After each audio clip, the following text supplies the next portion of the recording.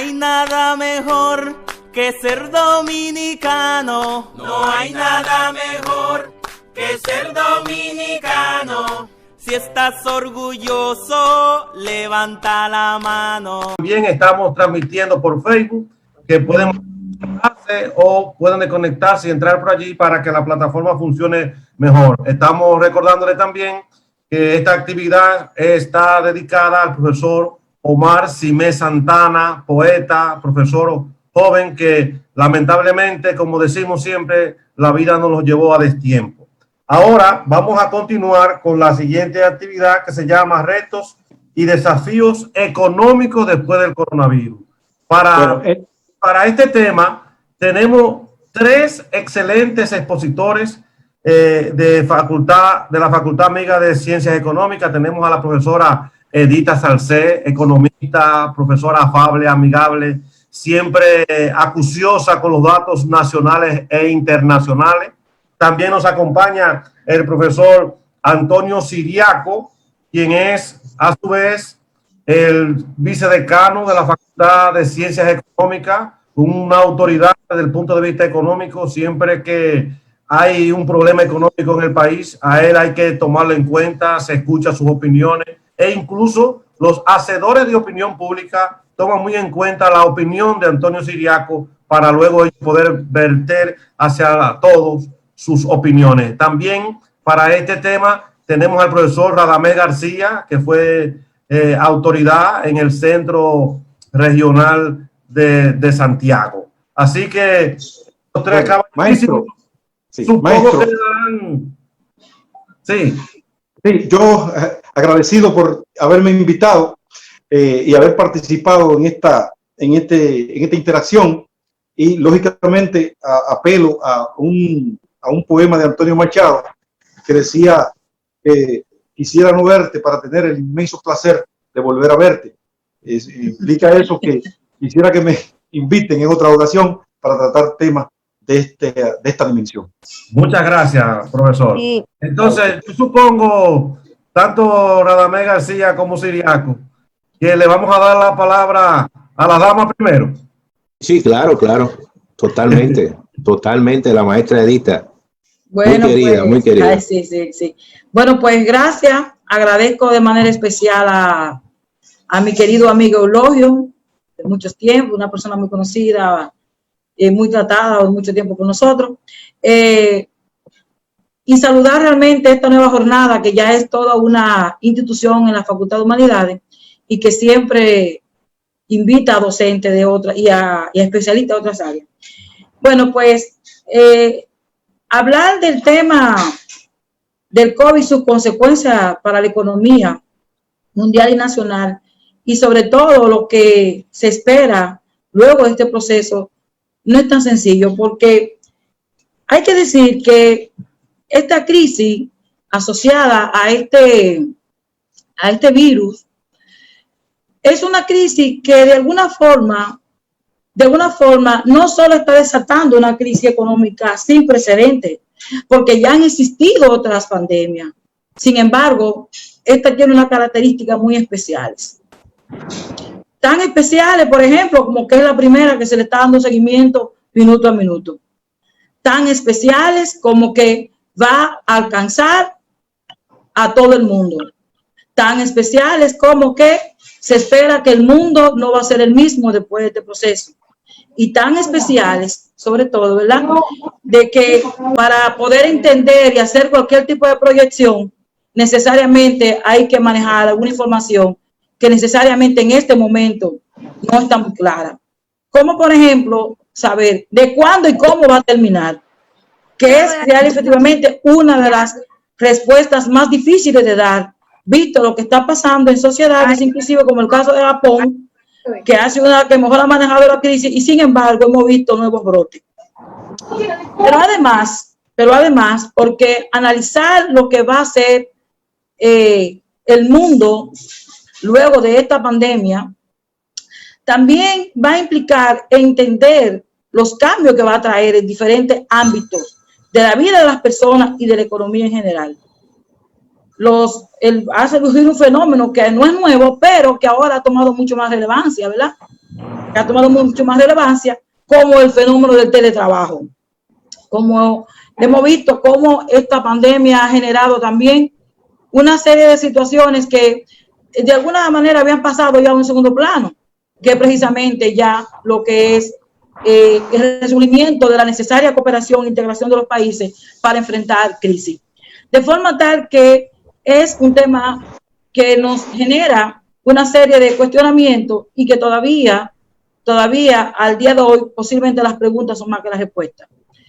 En el caso dominicano, ¿verdad? Vamos a esperar primero que el maestro Ciriaco y Radamés hagan su exposición para entonces ahondar un poco en lo que va a ser, lo que son los retos y las oportunidades, que creo que es lo más importante, porque hablar ya de la pandemia en términos médicos y de sus consecuencias, bueno, en los sectores productivos, en las variables económicas, todo lo conocemos, ¿verdad? Sin embargo, plantear lo que va a ser, lo que son los retos que tiene el mundo y particularmente la República Dominicana de cara a unas nuevas elecciones, cambio de autoridades próximamente, y sobre todo la economía mundial, visto el hecho de que el mayor socio comercial nuestro, Estados Unidos, hoy día es el país con más infectados en el mundo, cerca de 1.060.000 fallecidos, solamente desde ayer murieron 2.500 personas. ¿Qué implica todo eso para la República Dominicana y cómo lo vamos a enfrentar? De nuevo, gracias por la invitación y nada, le doy paso a Antonio Ciriaco, mi querido vicedecano y amigo, su colega. Sí, lo tengo prendido. Okay. Sí, se escucha. Gracias a la maestra Edita y también a los organizadores de este evento tan importante que me permite participar con colegas como Edita y también como el maestro Radamés. Mira, yo pienso que lo primero que hay que decir es que esta es una crisis que es exógena a la economía. No es una crisis tradicional como ocurrió en el año 30, la Gran Depresión del 29-30, que fue una caída bursátil importante, una crisis financiera. La crisis del 2008 también fue una crisis financiera, pero esta es una crisis que no tiene que ver con la economía, que viene desde fuera. Y lo primero que ha generado es una separación del trabajador de su centro de trabajo.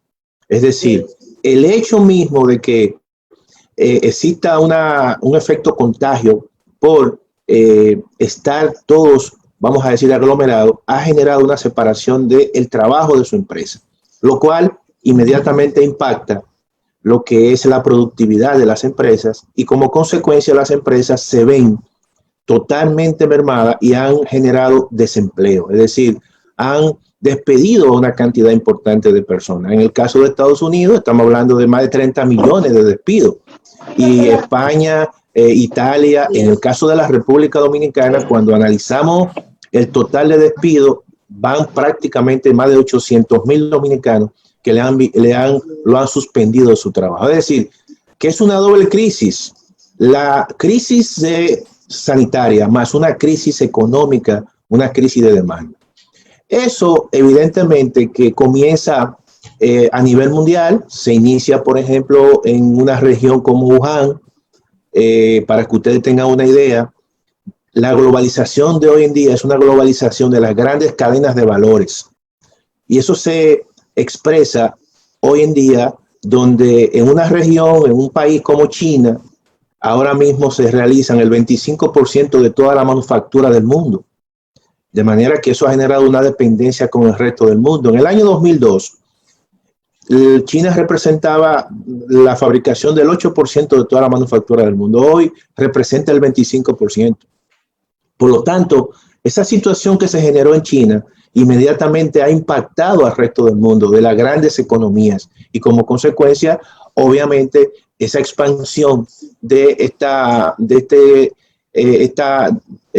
virus también a el resto de las economías en vía de desarrollo. Entonces, inmediatamente eso tuvo un impacto en la economía dominicana porque es obvio que el primer sector que se vio afectado fue el sector de las líneas aéreas, los movimientos de personas, de transporte. Y como la República Dominicana en los últimos años depende mucho de sectores que están orientados hacia el exterior, es decir, del turismo, de las zonas francas cuyo mercado más importante son los Estados Unidos y también de las remesas de dominicanos que residen en el exterior. Cuando uno analiza, como decía la maestra Edita, los países donde más impactado en estos momentos del coronavirus, estamos hablando de Estados Unidos en primer lugar, Italia, España, y de esos 3 países, el 90% de las remesas de dominicanos vienen de esos 3 países. Para que ustedes vean cómo eso verdaderamente ha impactado a la economía dominicana, por el hecho mismo de que esos sectores se han visto bastante mermados y colapsados. Por ejemplo, el turismo, para que ustedes tengan una idea. Cuando uno analiza las informaciones oficiales del Banco Central, los 2 primeros meses dejaron de entrar a la República Dominicana 100,000 turistas. Y eso, cada turista en la República Dominicana gasta $136 diarios. ¿Qué significa eso? Que en los 2 primeros meses solamente dejaron de entrar $136 millones a la República Dominicana. Pero si vamos al mes de marzo y al mes de abril, solamente en el mes de marzo vienen a la República Dominicana tradicionalmente más de 500,000 de turistas, solo el mes de marzo.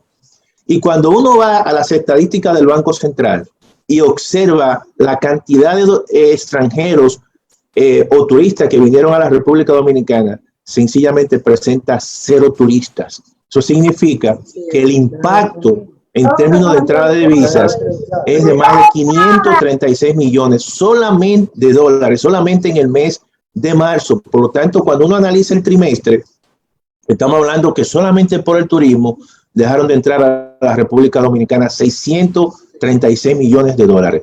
El mes de abril, que es peor aún, también entraron 0 turistas. Por lo tanto, ustedes tienen que ver el impacto que eso tiene, no solamente en la entrada de dólares, sino también en el impacto a nivel regional, en el impacto a nivel del desempleo en la República Dominicana. Déjenme darle otro dato.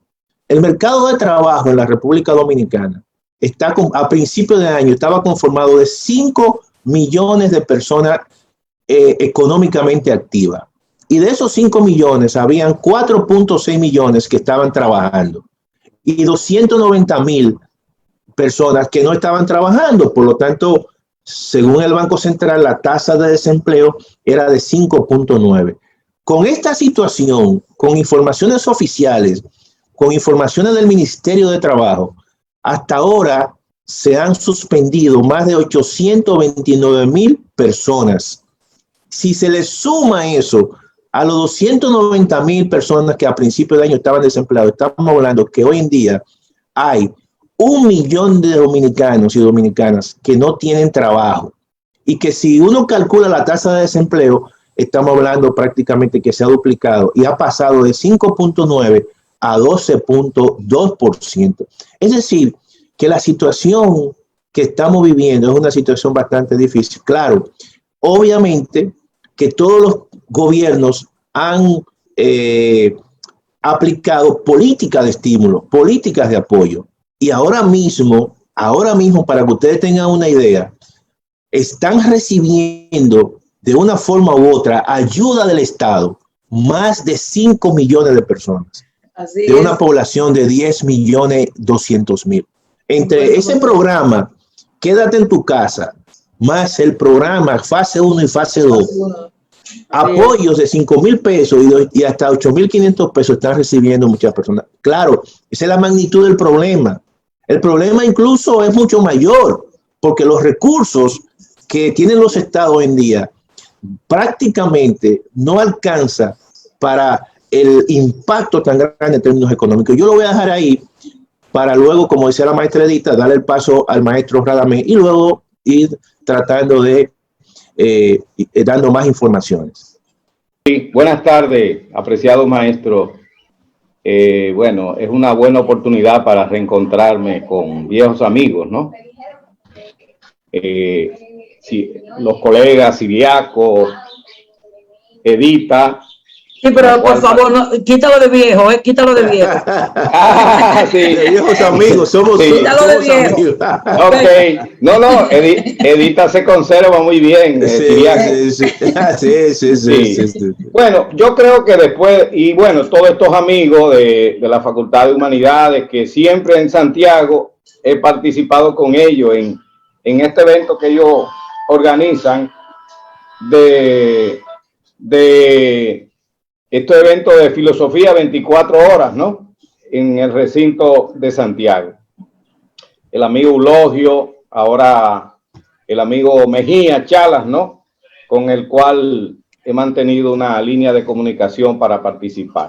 Después de esas dos excelentes intervenciones de Edita y de Siriaco, yo creo que me debo meter, si bien esta es una reflexión esencialmente económica, esta parte, yo creo que el tema, el contexto es muy importante para poder buscarle soluciones, no solo en el plano económico, porque estamos ante la presencia, como bien señalaba Edita en su intervención, el mundo no será el mismo a partir de esta pandemia.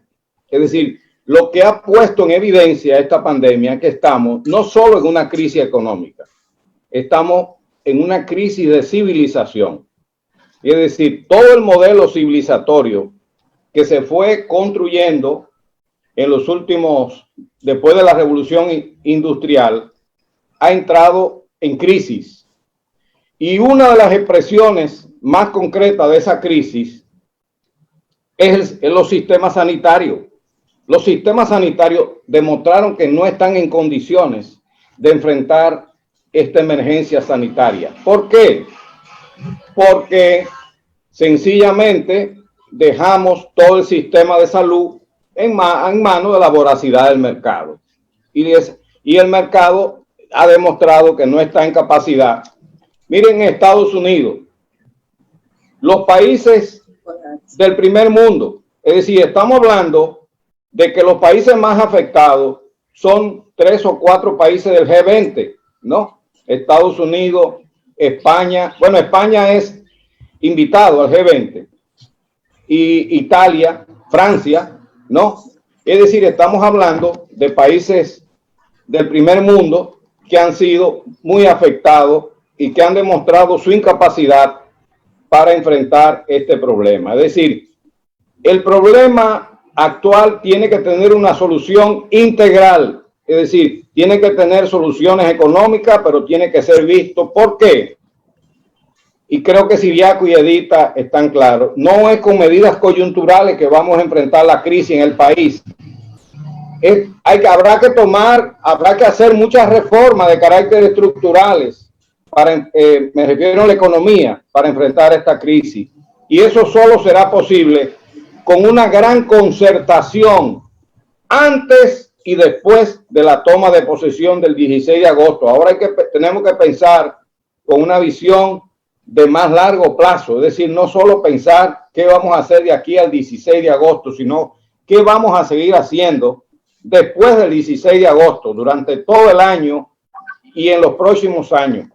Porque la situación, como ustedes han apuntado, de la economía va a ser una situación muy difícil y en general de la sociedad. Es decir, todo lo que ha implicado, pues, esta reducción de la actividad económica, esta disminución del Producto Interno Bruto. Me gustaría que discutiéramos esa parte primero. Es decir, en cuánto están estimando, por ejemplo, el CRES, la CEPAL, el Banco Mundial, Miguel Seara, en fin, hay una serie de pronósticos. Tú mismo, Siriaco, creo que hiciste alguna reflexión en esa dirección. Por ejemplo, el CRES no presenta un escenario bastante negativo, ¿no? Negativo. Está hablando de un 15%. Miguel Seara habla de un 7, menos 7. Y la CEPAL está hablando de 0%, sobre la base de que tenemos un crecimiento de 5 más, ¿no? Y entonces está planteando un crecimiento de 0%, está planteando también el Banco Mundial que quizás nosotros estamos en mejores condiciones que otros países.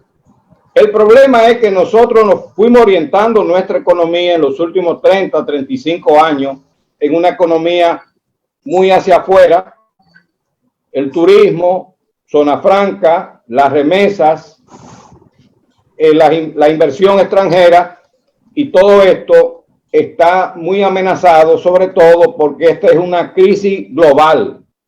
si fuese una crisis nacional, el problema fuese más fácil. El problema es que esta pandemia es global. Es la única pandemia realmente global. Y también podría ser, las crisis tienen un sentido de globalidad que no la tenían en 1929. Todavía en 1929. Ni China ni la India, que son dos grandes potencias económicas, estaban todavía muy metidos en el circuito capitalista. Es decir, hoy la China y la India representan dos de las economías más importantes. La China la segunda economía y la India debe estar en la 9ª o 10ª economía del mundo, ¿no? Siriaco, ¿verdad? Sí, sí, así es. Exacto. Entonces, estamos hablando de que es tan global esta crisis, es decir, que no es tan fácil decir, bueno, vamos a tomar medidas en el país, sino que ¿de dónde viene el turismo? Como tú apuntabas, de los países más afectados, ¿verdad? Estados Unidos y Europa Occidental, sobre todo España e Italia, ¿no?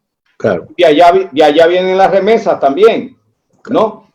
Entonces, la remesa ha sido la gran misa de salud de la economía dominicana en los últimos años. Porque esos 7,000 y pico de millones que registra el Banco Central, sabemos que están subvaluados por la cantidad de otros recursos que entran por otras vías que no son contabilizados, incluyendo todo lo que viene en los tanques, en las cajas, lo que viene en los bolsillos, etcétera, etcétera. Todo eso se va a reducir también, aunque las expectativas. Entonces, ¿qué planteo yo? No solo hay que tomar medidas coyunturales, hay que tomar medidas de carácter estructurales, y para eso se necesita una gran concertación del Estado, del sector privado, la sociedad civil. Es decir, tiene que ser un gran acuerdo nacional que no solo enfrente la pandemia, sino que enfrente el problema económico, y también por ahí se acerca el problema político. Es decir, tenemos elecciones el 5 de julio, tenemos, es decir, unas elecciones que fueron aplazadas, y tenemos la toma de posesión el 16 de agosto. Todo eso, estamos hablando de una crisis que no es solo epidemiológica, sino que también es política, es también económica, de manera que tenemos que enfrentarlo con una visión de integralidad. Mi llamado es a que esto lo veamos de una manera integral, y qué bueno que tengamos los filósofos aquí que nos pueden ayudar para entender, dar esa visión un poco más holística a este problema. Muchas gracias. Sí. Bueno, creo que ustedes dos, con su participación, ¿verdad?, han de alguna manera añadido elementos interesantes al debate. Y tomando como base la participación de Radamés hace un momento, podemos decir que si algo ha demostrado esta crisis es precisamente que la economía americana es una economía muy vulnerable y sobre todo frágil. Y yo diría algo más: se ha demostrado que una economía o un liderazgo con un pie de barro. Porque fíjense que antes de ayer la Reserva Federal de Estados Unidos hacía una proyección y decía que los próximos 2 meses para Estados Unidos van a ser los peores meses nunca vistos en la economía norteamericana. Inclusive referían ellos a algo muy interesante. Decían que en Estados Unidos cada minuto está cerrando una pequeña empresa que jamás volverá a abrir. Pero no solamente eso, decían ellos que en los 3 primeros meses la economía había caído 4.8 solamente hasta marzo, porque abril todavía no lo tenían calculado, obviamente que no ha terminado. Pero no solamente eso, sino también que si Estados Unidos no se abocaba a una ayuda directa mínima de $2,000 por familia, no iba a poder mantener un nivel de demanda y capacidad de compra de la familia norteamericana para que la economía se pudiera mantener por lo menos reactivada. Ahora bien, en el caso dominicano, eso que plantea Radamés y que señalaba el maestro Siriaco, es muy fácil ver las consecuencias inmediatas. Por ejemplo, estaba leyendo precisamente esta mañana una proyección de Havana Consulting Group sobre lo que ha sido la caída de las remesas, Radamés, y establecía que para el 2020 la caída va a ser de mucho más del 21, como se había proyectado. ¿Por qué? Porque de 7.000 millones que entran en el 2019 se espera mucho menos de 5.000. Y esto es una proyección que está al ojo por ciento, porque todavía hay que ver hasta cuándo llegará la crisis. Hay que ver realmente si van a haber nuevos focos, si se va a aplanar la línea de contagio. O sea, que ni siquiera todos los pronósticos que se han hecho, la CEPAL, CRES y todos los organismos internacionales, está todavía en veremos. Tomando como base las proyecciones que se hacen al alcance de la pandemia, lo que todavía está por verse. Porque al final, la solución de la pandemia va, y por tanto de la crisis económica pasará por la solución a la aparición de una vacuna, que todavía está en veremos y no se sabe hasta cuándo, a pesar de que hay muchas proyecciones. Pero también en el caso particular de la tasa de cambio, he visto mucha gente del gobierno que estaba celebrando, diciendo que a pesar de la crisis la tasa no se movía. Bueno, pues mire, se cayó realmente ese mito. Precisamente ayer la tasa de cambio estaba en 55,55. Estaba oscilando entre 55,55 y 56,30. Y si usted analiza su comportamiento en abril, se va a dar cuenta que estuvo en abril solamente una caída de 7.3 del valor del peso dominicano. Y que al día de hoy ya la tasa está rondando lo que fue el valor histórico que cuando el gobierno de Hipólito Mejía en el 2003. O sea, que ese 60 histórico del 2003, nosotros no podemos verlo muy lejos ya. Entonces, y eso, claro está, tiene una justificación en todo lo que hemos venido hablando, en el nivel de afectación que han tenido los sectores proveedores de divisas fundamentales, el turismo, la zona franca, ¿verdad?, las remesas y las exportaciones en general. Sin embargo, esta crisis necesariamente tiene que ponernos a ver en perspectiva de oportunidades. Y vuelvo y digo, como decía Radamés, para mí esto no es una crisis económica solamente, esto es una crisis existencial que inclusive nos ha igualado a todos. Y eso de alguna forma va a ser positivo también. ¿Sabe por qué? Porque la solución va a tener que ser global. Aquí va a tener que volver otra vez. Aquí se va a tener que dar, volver otra vez al proceso globalizador, pero con otra mirada hacia los países, hacia el ser humano, hacia las personas. Y particularmente en el caso de la República Dominicana, para un nuevo gobierno que se espera que ascienda a la escalinata a partir de agosto, va a ser un gran reto. Porque ya con los 650 millones de ayuda financiera aprobados recientemente por el Fondo Monetario para el gobierno dominicano, ya prácticamente vamos a llegar a un 53% del 53% del PIB, ¿verdad? Y obviamente, jóvenes, que eso necesariamente para la República Dominicana, un país que se esperó la tan proclamado pacto fiscal que no se llegó a ejecutar, el gobierno que venga va a tener necesariamente que mirar hacia allá. Y obviamente, con la demanda prácticamente en el suelo, con un problema de oferta, un problema de demanda, con un problema de todas las variables afectadas, sencillamente va a tener que haber un pacto y un acuerdo nacional con todo el liderazgo político, como decía Radamés, y el liderazgo nacional empresarial, para poder entonces buscar una solución conjunta y de compromiso nacional. ¿Qué te parece, Siriaco? Bien, yo pienso, maestra Edita y maestro Radamés, que ustedes han puesto en el tapete puntos importantes. Por ejemplo, una crisis más que coyuntural, una crisis civilizatoria o existencial, como decía la maestra Edita. Yo creo que también puedo añadir que es una crisis de un tipo de globalización. Una globalización que comenzó sobre la base hace varias décadas de un proceso de deslocalización de empresas globales que se fueron deslocalizando de sus países, buscando mano de obra barata. Y el centro de esa, que fue recepción de esas empresas fue Asia. y básicamente China. Y yo entiendo que gran parte de esas empresas concentraron todos sus esfuerzos en una región donde comenzó precisamente la pandemia del coronavirus. Y eso, a partir de ahí, es lo que ha generado una ruptura de toda la cadena de suministro a nivel mundial. Y yo creo que ha sido un error. Fíjense que hoy en día la mayoría de los países, cuando van a comprar insumos médicos, ¿dónde lo compran? En China, Estados Unidos en China, Europa en China, la República Dominicana en China, y están dependiendo mucho de un solo mercado. Yo creo que una de las reflexiones de esta crisis, al margen de las que usted ha mencionado, es el hecho de que los países van a comenzar a pensar más hacia adentro, en políticas productivas, de desarrollo productivo hacia adentro, sí, y de esquemas regionales que prácticamente se han perdido.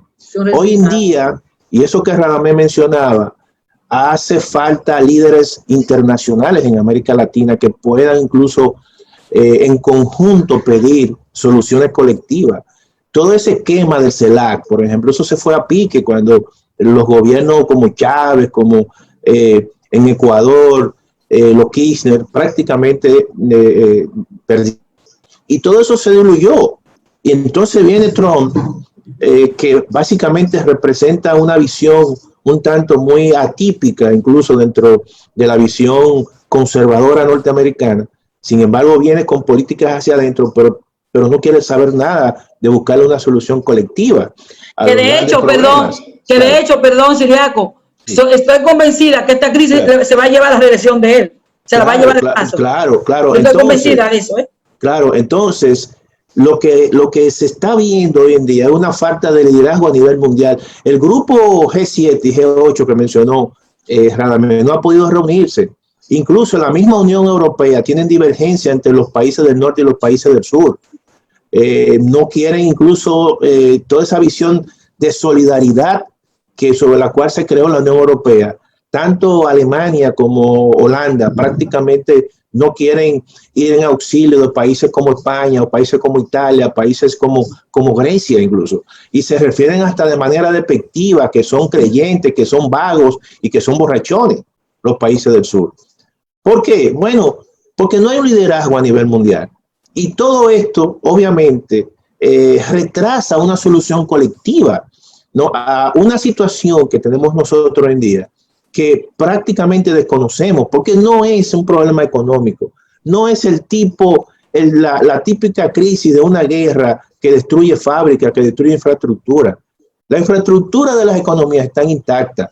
Estamos ante un enemigo invisible, un enemigo altamente peligroso, altamente que se expande y que está dañando precisamente a la economía. Y el factor más importante, que es el trabajo, lo ha alejado de su centro de trabajo. Y por eso uno encuentra que las empresas han dejado de operar, pero también hay una crisis de demanda. Y eso, viéndolo en el plano local, también, como decía el maestro Radamés, todo esto necesita un pacto nacional. Porque esta economía hoy en día, y la maestra Edith habló del tema del endeudamiento, el que venga va a encontrar una economía totalmente desguayangada. Una economía con un déficit y una deuda pública que si esto sigue así va a llegar a un 60%. Claro. Fíjense ustedes lo siguiente, y algo muy sintomático. Cuando ustedes analizan el programa que se está llevando a cabo, el fase 1 y fase 2, y los programas Quédate en tu casa, eso tiene un financiamiento de 32.000 millones. 32.000 millones, que 12.000 vienen de los trabajadores, para que ustedes sepan. Esos 12.000 millones vienen del Instituto Dominicano de Protección y Riesgo Laboral. O sea, los trabajadores en parte están pagando esta crisis. 12.000 millones vienen del Banco Central y 150 millones vienen de un préstamo con el Banco Mundial. Pero eso se termina el 31 de mayo. Si esto sigue, ¿qué hizo el gobierno? Que buscó 650 millones de dólares al Fondo Monetario Internacional, de la cuota que tiene la República Dominicana, porque el Fondo Monetario es una gran cooperativa, funciona como una gran cooperativa. Cada quien sencillamente recibe préstamo en función de lo que aporta. Y la República Dominicana tenía aportado alrededor de 650 millones. Si ustedes multiplican los 650 millones al tipo de cambio que decía la maestra Edita, al 56 que está ahora, eso le da 34 mil millones que sirve para financiar 2 meses más de los programas que se están llevando a cabo. Es decir, que la República Dominicana, si esto se prolonga, sencillamente gran parte del financiamiento va a ser a través de deuda. No le queda otra, porque los ingresos tributarios se han desplomado. Y entonces, el que venga va a tener que seguir endeudándose, quieras o no. Esa es la realidad, porque tú no le vas a cobrar impuestos a una empresa que no está operando. Tú no le vas a cobrar impuestos a una persona que está desempleada. Entonces, fíjense ustedes cómo esto está generando una situación y va a tener también un impacto, señores, en la educación superior. Bueno. Hoy en día recibí yo una comunicación de una importante universidad donde les rebajaba el salario a los profesores. Oigan eso, un 10, un 15 y un 50%, quizá una de las universidades más importantes privadas. Oigan bien toda esta situación, si esto se prolonga. La maestra Edita decía, no hay solución económica hasta que no exista una solución de una vacuna. Esa es la realidad, estamos supeditados a eso, pero la gente tiene que vivir. Esta economía es una economía donde el 54% de la población, señores, es informal. Es informal, que tiene que salir a la calle en el día a día, que no va a aguantar 2, 4, 5, 6 meses con esta situación. Por lo tanto, tenemos que comenzar a convivir con un enemigo, pero obviamente protegido con nuestros guantes, con nuestra mascarilla, porque no hay solución todavía en términos sanitarios. Por lo tanto, entendemos nosotros que esta crisis necesita de un esfuerzo nacional, como decía el maestro Radamés, necesita de un pacto nacional, como decía el maestro Radamés. Gane quien gane, porque no es verdad que la solución va a estar en una persona o un grupo en particular. Es más, la reactivación de esta economía está muy supeditada a la reactivación de la economía norteamericana, señores. Porque, como decía Radamés y decían algunos economistas, bueno, si la economía dominicana crece, si la economía norteamericana te crece en 1%, esta lo hace en 1.6%. Y la economía norteamericana va a decrecer este año posiblemente en 5.5%. Que eso significa que puede haber una caída en el Producto Interno Bruto en la República Dominicana de casi un 8%, partiendo de esa correlación. Por lo tanto, no es tan fácil la situación. Y por eso estoy de acuerdo con lo que planteaba Radamés y la maestra Edita, de que se necesita un gran pacto nacional. Sí, magníficas intervenciones, Ciriaco y Edita. Tenemos que juntarnos con más frecuencia. O sea que yo estoy disfrutando ya soy profesor jubilado, ¿no? Del año pasado. Después de 33 años como docente en la UAS. Envidia. Bueno, la crisis de la civilización, lamentablemente este no es el espacio para eso. Ojalá después el equipo de filosofía de la UAS pueda organizar un debate sobre ese tema. Porque tiene un componente ambiental. Claro. El modelo civilizatorio se basó en depredar la naturaleza, ¿no? Así con es. los combustibles fósiles, empezando por el carbón, es decir, escarbando tierra desde hace 3 siglos, ¿no? Tenemos con el carbón, el petróleo, el gas natural, en fin. Y hemos deteriorado todo el ambiente. Es decir, hay una discusión ambiental que está muy conectada con todo esto, pero no me voy a meter porque esa es una discusión muy amplia y que nos podría desviar un poco, pero tiene un componente ambiental todo lo que está pasando ahora. Esos acuerdos, ojalá el planeta, porque lo que se está hablando es si este planeta será sostenible en los próximos 50, 80 años. Hay futurólogos que plantean que no, que en 80 años vamos rumbo a la extinción del planeta si seguimos en este camino, ¿no? Por eso el liderazgo internacional es muy importante. Lamentablemente, por ejemplo, la primera potencia del mundo tiene un liderazgo tan deficiente como el que tiene ahora. El anterior, Barack Obama, podemos decir lo que sea, pero Barack Obama promovió una serie de acuerdos. Por ejemplo, el acuerdo del cambio climático, duramos 30 años para lograrlo, ¿verdad? 30 años de la cumbre de Río, ¿no? Ustedes recuerdan, el año a final de la década de los 80. 30 años y finalmente China y Estados Unidos se ponen de acuerdo, que eran los que más objetaban ese acuerdo del cambio climático, el acuerdo de París. Y este hombre llega y lo primero que hace es eso, el acuerdo climático. Es decir, la humanidad necesita, incluso en la forma que están enfrentando la pandemia, algunos gobiernos, como el caso de Estados Unidos y Brasil, y estamos hablando de dos países del G20, en el caso de Bolsonaro, ¿no? Como la pandemia ha crecido por la irresponsabilidad y una serie de mitos y creencias que tiene ese es el presidente de Brasil, el señor Bolsonaro. Entonces, el pacto debería ser global, ¿verdad? Claro, es evidente, no me siento tan optimista con este liderazgo que tenemos, pero deberíamos avanzar ante amenazas globales, Edita. Deberíamos pensar en soluciones globales, no en soluciones nacionales. Claro. Porque estos problemas no se van a resolver cada quien metiéndose en su capullo nacional, sino tiene que verlo con una visión global, porque es una amenaza global, es una pandemia, es una crisis de civilización global y esta epidemia es global, de manera que no hay soluciones nacionales a estos problemas. En el caso dominicano, Edita y Siriaco nos planteaban una serie de temas, por ejemplo, el tema de la devaluación de la moneda, que se había mantenido como el gran éxito, ¿no? De la gestión actual, en el sentido de que los deslizamientos de la tasa de cambio eran muy suaves, relativamente suaves, pues hemos tenido, y es natural, pues todo lo que hemos visto con la entrada de divisa, pues genera todo esto que hemos visto, ¿no? Esta devaluación. Yo creo que más que nunca, lo que dice Edita, a mí me preocupan, o sea, las políticas monetarias y fiscales expansivas, estamos en eso, ¿no?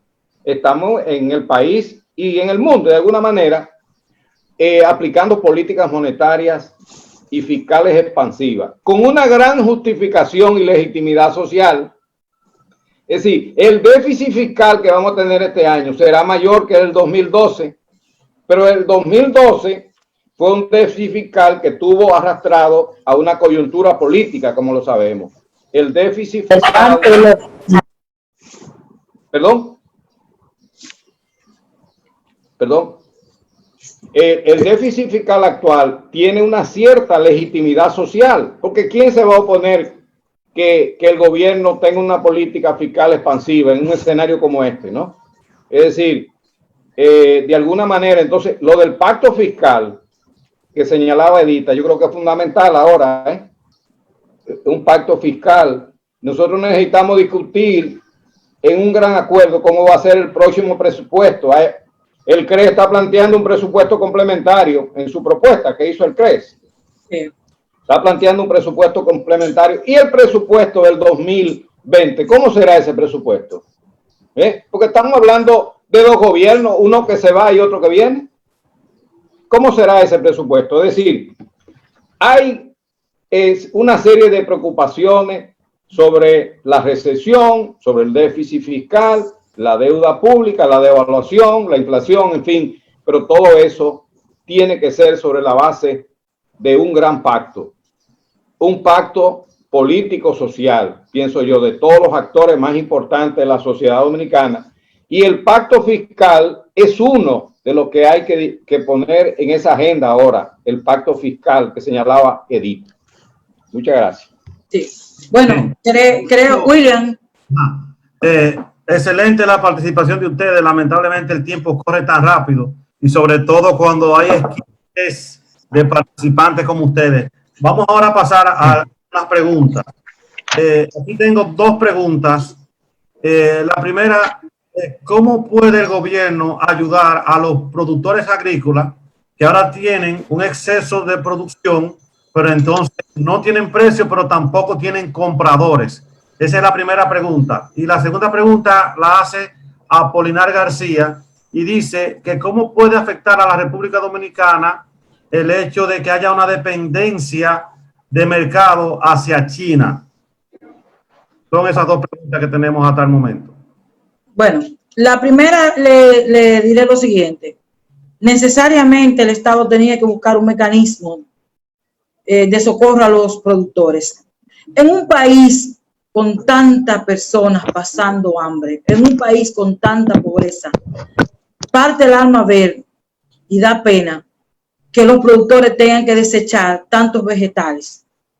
Creo que en eso fallan los mecanismos, tantas entidades aquí del agro que no pudieron realmente crear, articular la forma de poder adquirir esos vegetales y hacerlo llegar a la gente.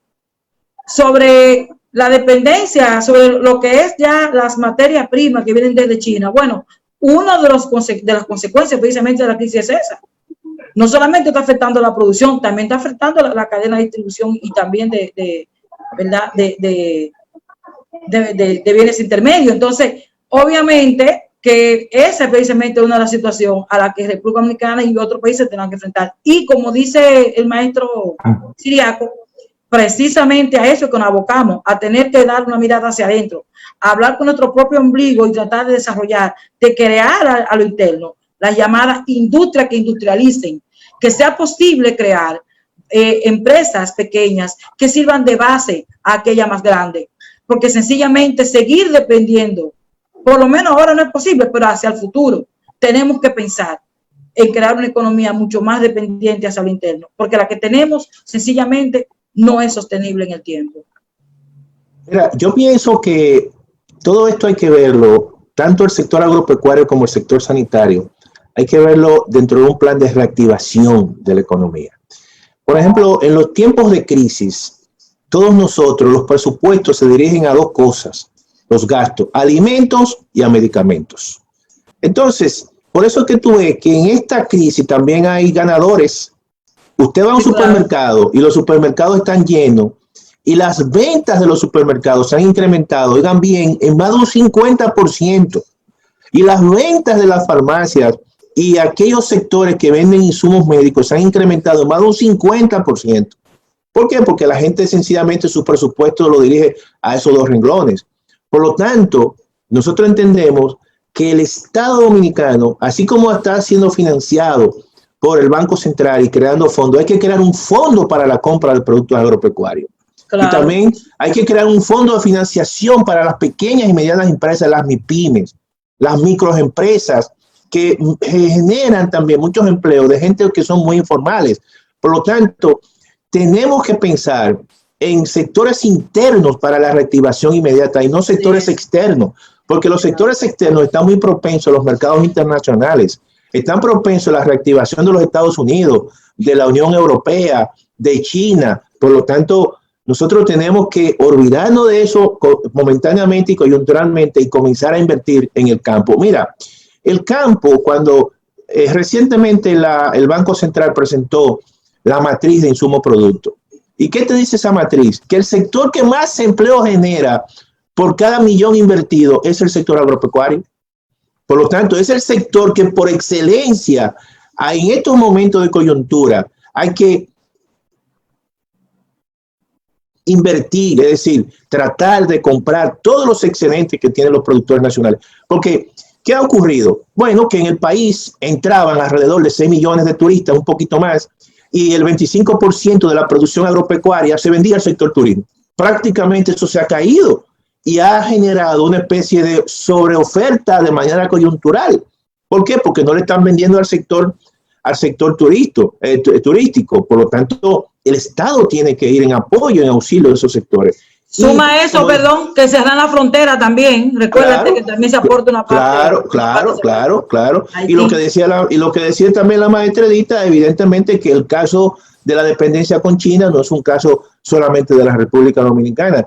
Eso es una de las lecciones que tenemos que aprender, de establecer políticas internas de desarrollo productivo hacia adentro. Por ejemplo, Tenemos aquí un montón de zona franca. ¿Por qué no volcamos gran parte de los recursos a invertir en aparatos intermedios prácticamente que usen los hospitales, ¿verdad? En mascarilla, en ventiladores?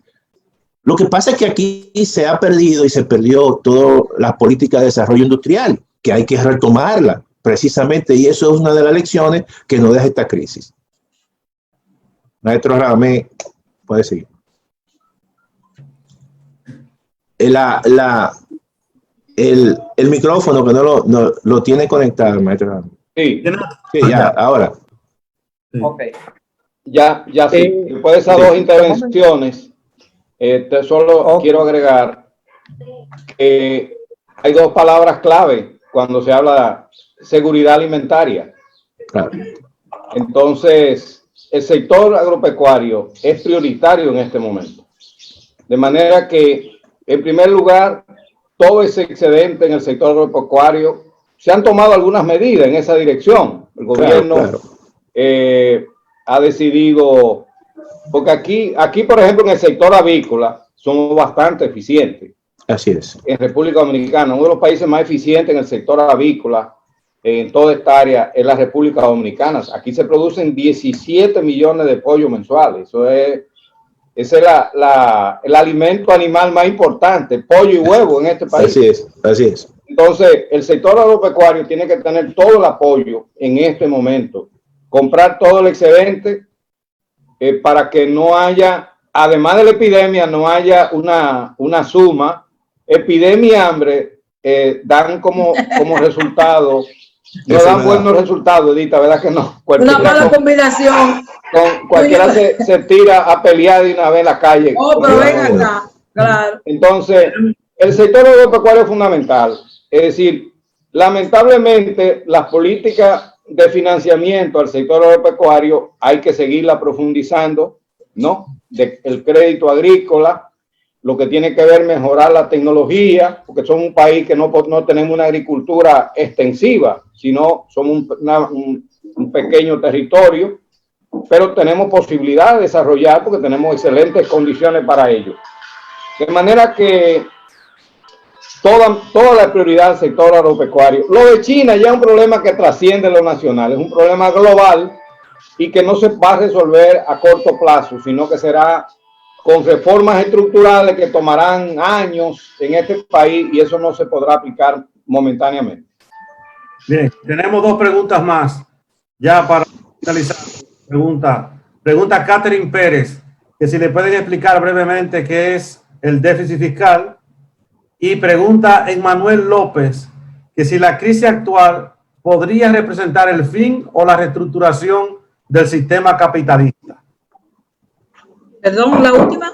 La última, que si la crisis podría representar el fin o reestructuración del sistema capitalista. Debe ser uno de Eulogio ese. ¿Qué preguntó eso? Comenzando por la última, yo no creo necesariamente que signifique el fin del sistema capitalista, pero necesariamente nos abocamos a un cambio de sociedad. Eso sí yo creo. Y como dije al principio, creo que de esta crisis no vamos, quizás saldremos algunos vivos por la misericordia de Dios, pero los que terminemos vivos no saldremos igual.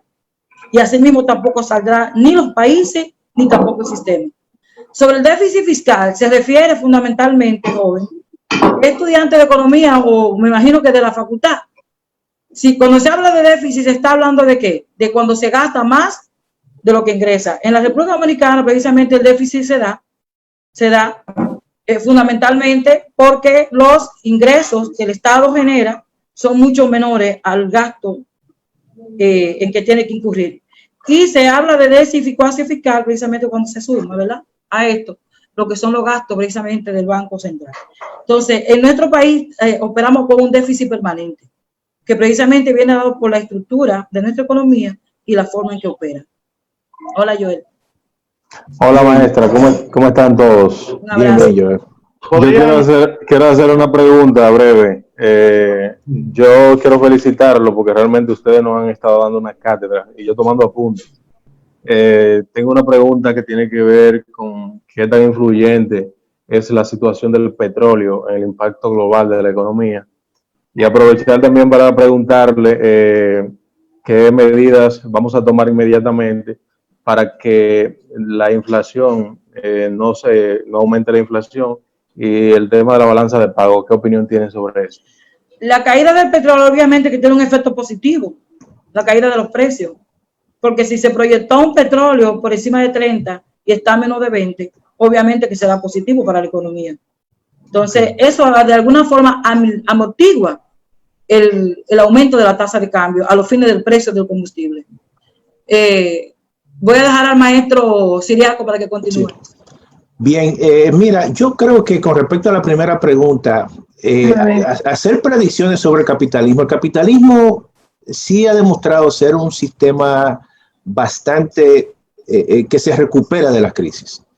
Y yo creo que esta situación que está ocurriendo en estos momentos, si bien es cierto que afecta toda la credibilidad del capitalismo, sin embargo, yo lo que entiendo es que a través de la historia ha generado gran capacidad de renovación. Eso no se puede negar. Lo que sí, evidentemente, que no será el mismo capitalismo que conocíamos nosotros. Lo más probable, el tema de la desigualdad, el tema de la responsabilidad social, quizás es de las empresas, el tema ambiental. Yo creo que la gran crisis del capitalismo podría venir, la gran ruptura, con el tema ambiental. Pero eso es otra posición que yo tengo. Con respecto ya al déficit fiscal, la maestra Dita lo describió bastante bien. Quiero aportar algo con respecto al petróleo. El petróleo, en el caso de la economía dominicana, tiene un peso importante. Representa el 18% de las importaciones en la República Dominicana. El año pasado, nosotros importamos la factura petrolera fue alrededor de casi 3.400 millones de dólares. Este año, si los precios se mantienen, las proyecciones que hemos hecho, si los precios se mantienen en una horquilla, en un rango entre 25 y 30 dólares el barril, este país se puede ahorrar casi 2.000 millones de dólares en la factura petrolera. Y eso es un elemento que es una buena noticia dentro de toda la mala noticia.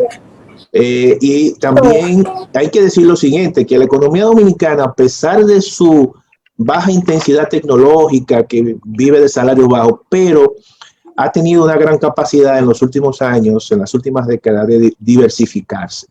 Por lo tanto, cuando hay situaciones en los mercados internacionales de choques negativos, hay variables que se contraponen y generan contrapeso, como es el caso del petróleo cuando baja, pero que entonces también encontramos que los precios del oro suben.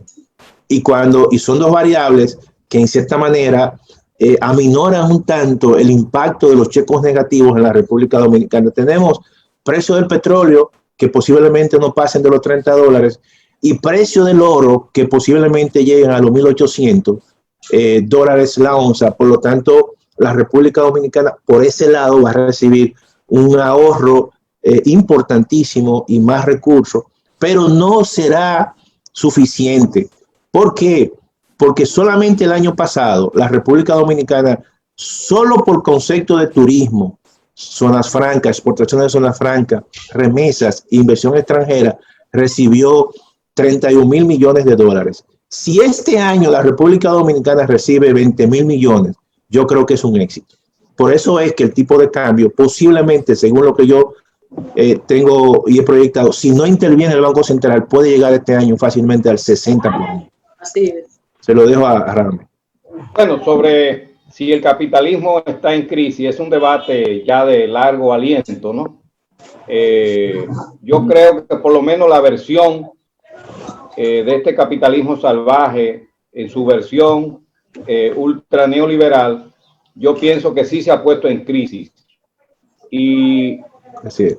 Yo he terminado siendo una persona que las doctrinas las tengo todas como referencia, pero no me ato abiertamente a ninguna, sino que la utilizo como referencia. Hay cosas que el mercado, mi gran sueño es que el mercado no debiera meterse en el sector salud. Yo dejaría la voracidad del mercado para otros muchos sectores de la economía. Pero donde el mercado no debería tener mucha presencia es en el sector salud, y eso lo hemos estado demostrando. Aquí hay que hacer un debate sobre la seguridad social en la República Dominicana y sobre todo el sector salud en general. Ese es un debate que nos trajo esta pandemia. Digo, desde antes existía, pero esta pandemia lo puso en primer plano. Entonces, yo diría que sí, que hay por lo menos la versión del capitalismo ultra neoliberal desregulado está en crisis, sin lugar a duda. Esta experiencia la ha puesto en crisis, porque además el capitalismo es un gran generador de riqueza, pero también un gran generador de pobreza, como ya sabemos. Pero además se ha construido todo este modelo civilizatorio en los últimos 3 siglos, sobre todo, sobre la base de deteriorar y depredar el medio ambiente. Entonces, este es un debate que lo podemos seguir desarrollando, pero yo pienso, y quiero terminar mi intervención, en que hay que apuntar a medidas coyunturales de corto plazo y de largo plazo. Y eso solo es posible, como por ejemplo lo del pacto fiscal, que ya son medidas de más largo plazo, y solo es posible sobre la base de una gran concertación nacional. Si no hay una gran concertación nacional, los problemas del país, que son muchos, y los problemas no van a terminar después del 16 de agosto, sino que el próximo gobierno tendrá que ser una especie de gobierno de unidad nacional o de concertación nacional, tendrá que concertar con todos los sectores, porque si no es así, no hay forma de enfrentar los problemas muy graves que están hoy presentes en la sociedad dominicana, no solo en la economía, sino en toda la sociedad dominicana. Excelente la participación de ustedes tres. No va a esperar los 3 figuras eminentes, académicas, profesionales. Hola, maestro. Con toda la altura, excelente. ¿Podrían darle algún consejo a los estudiantes desde el punto de vista económico ante esta situación? Bueno, mi hermano, el primer consejo no es económico. El primer consejo es de sobrevivencia, que se queden en su casa. Porque primero hay que estar vivo, ¿verdad? Y después lo otro.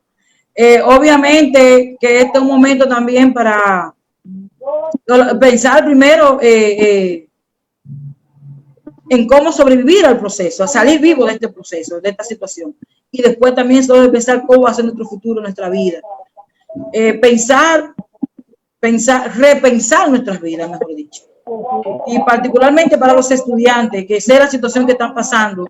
Aquí hay muchos de mis estudiantes precisamente conectados, que traten en la medida de lo posible, ¿verdad? Sobre todo en el semestre actual, con los profesores que estamos trabajando a través de las vías virtuales, de mantener el proceso educativo, de mantenerse activos, porque hay muchos que se han echado a un lado, para que puedan realmente sobreponerse en este semestre y salir bien. Pero lo más importante es salir vivo, porque todo lo demás es secundario. Cuidarse. ¿Verdad, Joel? Sí, maestra. Yo tengo una pregunta. Yo creo que, como decía la maestra Edita, lo primero es cuidarse, quedarse en su casa, protegerse, pensar que estamos bregando con una situación que no conocemos, que trabaja y actúa de forma silenciosa. En segundo lugar, en términos económicos, traten de que sus presupuestos familiares siempre se gasten en lo más importante, en lo necesario. Estamos viviendo tiempos difíciles, son tiempos donde hay que gastar lo necesario, gastar lo prioritario. Yo siempre he dicho que lo más importante es gastar bien. Algunos expertos en finanzas personales dicen, tienes que ahorrar tanto. Yo les digo, no, gasten, pero gasten bien. Cuando gastan bien, ustedes están ahorrando. Y lo más importante, el presupuesto ahora mismo es para dedicarlo a alimentación y a medicamentos en casos necesarios. Y como una tercera reflexión en términos educativos, yo creo que este proceso que estamos viviendo y que nosotros ahora mismo virtualmente nos estamos viendo y estamos conversando, yo pienso que vino para quedarse. Y todo esto, una vez la universidad reflexione hoy en día de que precisamente en estos tiempos de dificultad, que fue lo que lo impulsó a hacer esto, porque en tiempos normales no lo iba a hacer, pero no hemos dado cuenta de que la virtualización vino para quedarse en muchos aspectos. Porque esto va a traer beneficio y ahorro para todos nosotros. De manera que esas son las tres grandes reflexiones que yo les quiero hacer saber a ustedes. Sí, me sumo Una a esa. pregunta.